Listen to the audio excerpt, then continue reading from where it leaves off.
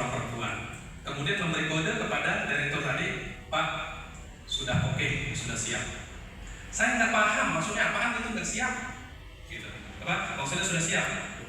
Direktur bilang kepada saya, Pak Freddy, ayo, maksudnya apa sih nggak ngerti gitu kan? Kan saya udah selesai tugasnya. Saya dibawalah ke sebuah ruangan. Saya pikir ruangan itu adalah ruangan komputer, karena ini kan urusan manajemen, urusan sistem. Ternyata saya dibawa ke sebuah ruangan aula besar sekali. Begitu pintu dibuka, di sana sudah ada 100 orang. Saya disambut oleh MC, selamat datang Bapak Suryadi dari Jakarta, seorang ahli IT.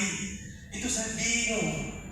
Banyak makanan, banyak minuman, ada juga kursi-kursi di depan. Saya dipersilahkan, ada moderatornya juga. Kemudian saya disuruh paparan di depan 100 orang. Apa yang terjadi? Saya gemeteran, Bapak. Saya ketakutan, saya takut salah. Saya pikir ini maksudnya tugas direktur perusahaan saya, karena beliau tidak bisa, ditugaskanlah saya. Saya presentasi seadanya saja, dan saya pikir, saya rasakan mereka juga nggak ngerti apa yang saya sampaikan. Kenapa? Karena saya menyampaikannya juga nggak bagus. Nah, apa hikmah yang bisa kita petik dari sini? Betapa pentingnya bagaimana kita berbicara di depan umum. Bapak Ibu sudah biasa bicara di depan umum? Belum? Makanya kita belajar. Ayo kita masuk ke slide berikutnya. Ini agak miring kan?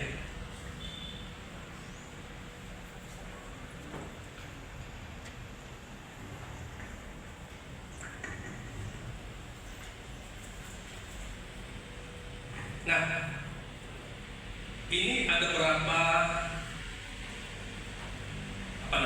semacam penelitian. Dari sekian banyak kegiatan, ternyata berbicara depan umum itu adalah faktor yang paling menakutkan. Jadi kalau kita lihat nomor terakhir itu public speaking in front of group people. Jadi berbicara di depan sekelompok orang. Seperti ini, berbicara di depan sekelompok orang ini ada 40% orang yang takut. Jadi ternyata berbicara depan umum ini lebih menakutkan daripada sebuah kematian.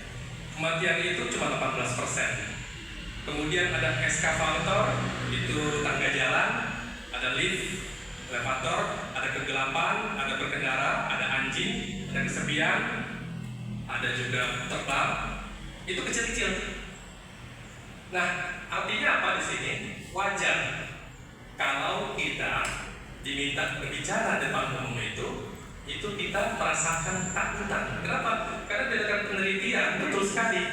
Termasuk saya, ketika saya diminta untuk paparan, gigil Bapak Ibu, saya takut banget saat itu. Karena mungkin juga saat itu saya masih terlalu muda, belum biasa kita berbicara depan orang banyak. Lanjut. Nah, Bapak Ibu ada nggak yang punya masalah seperti ini? Yang mana yang Bapak? Kalau Bapak, tadi yang bilang baca Bapak. Yang Bapak yang mana? Pertama, masalah yang sering muncul saat public speaking. Gugup, belibet, ngeblank. Kemudian diksi korsang, diksi kurang. Diksi itu apa? Kata-kata. Kemudian tidak percaya diri. Ada semua? Siapa yang bilang itu ada semua? Ibu, nggak ada masalah? Ada semua itu. Ada semua. Bapak, ada masalah nggak? Sama. Iya. Jadi inilah seringkali saya menerima pertanyaan